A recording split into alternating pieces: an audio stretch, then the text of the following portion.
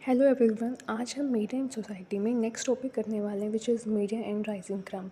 Media and बोलने के बाद आपका सेकंड टॉपिक लिखा हुआ है आपके सिलेबस में मीडिया एंड राइजिंग क्राइम।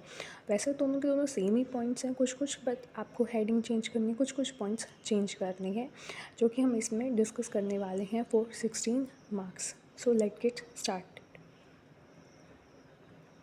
सबसे पहले इंट्रोडक्शन। मीडिया एक इम्पॉर्टेंट रोल प्ले करती है सोसाइटी को शेप करने के लिए, बट समटाइम्स वो कनेक्टेड होती है जिसकी वजह से क्राइम इंक्रीज़ होते हैं।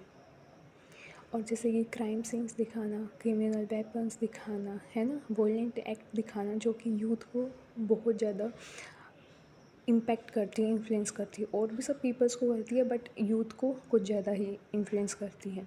अब मीडिया का क्या रोल होता है? मीडिया का बेसिकली रोल होता है इन्फॉर्म करना और एजुकेट करना पीपल्स को अलग अलग फील्ड के बारे में।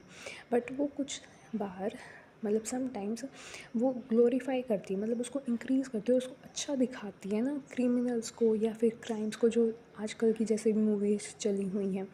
Second, how media promote crime directly और इनडायरेक्टली, वो कैसे प्रमोट करती है। क्राइम शोज़ हैं या मूवीज़ हैं वो बहुत डिटेल्ड प्लानिंग दिखाते हैं क्राइम्स की, कि वो क्राइम कर रहे हैं तो उन्होंने क्या क्या सोचा हुआ होगा। स्मार्ट और पावरफुल भी दिखाया जाता है कई बार उन्हें। ज़्यादातर ही वैसे स्मार्ट और पावरफुल तो बनते हैं कि हम क्राइम भी कर लेंगे और हम बच भी जाएंगे।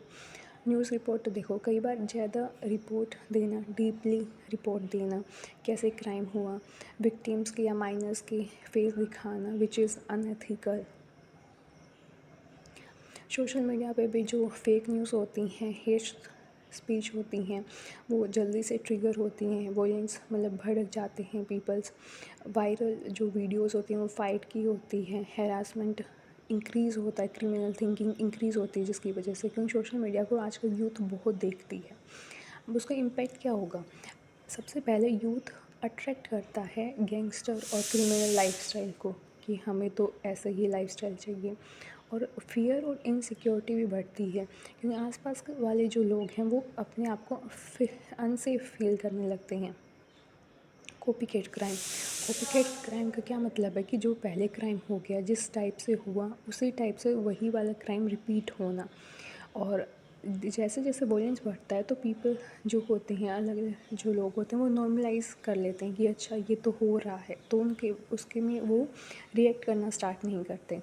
साइकोलॉजिकल इफ़ेक्ट क्या है? मीडिया रिड्यूस करता है सेंसिटिविटी, एग्रेसिव और फियरफुल बिहेवियर इंक्रीज़ होता है, एंग्जाइटी और डिप्रेशन इंक्रीज़ होता है। सेंशलिज्म इन मीडिया टीआरपी बढ़ाने में, जैसे क्राइम शोज़ या क्राइम स्टोरीज़ है वो शॉकिंग तरह से दिखाती हैं।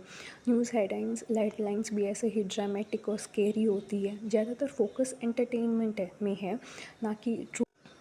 Lack of responsible reporting. Cross check होनी चाहिए फैक्ट्स की, जो भी न्यूज़ दिखाते हैं वो अच्छे से फैक्ट्स को चेक करें।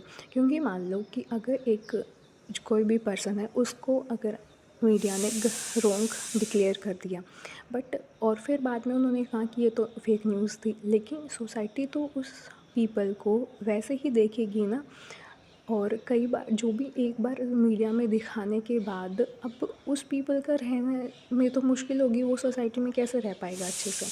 तो इसीलिए इम्पॉर्टेंट ये है कि फैक्ट्स को चेक करें, विक्टिम्स को आइडेंटिफाई करें, है ना, और इनोसेंट पीपल्स को इसमें इन्वॉल्व ना करें।